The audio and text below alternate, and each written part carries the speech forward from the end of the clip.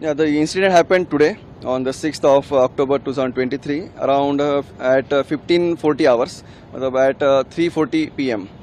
On the Pune-Mumbai up line in between the Chinswad to Akudi section, we had a averted mishap at five locations, different five locations at the distance of 10 to 20 meters.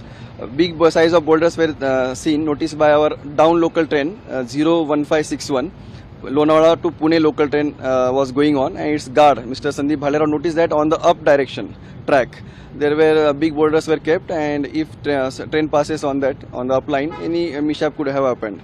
So he immediately informed to station master of Chinswad, and after that Chinswad station master informed to up direction train 16352. Nagarkoil to CSMT Mail Express.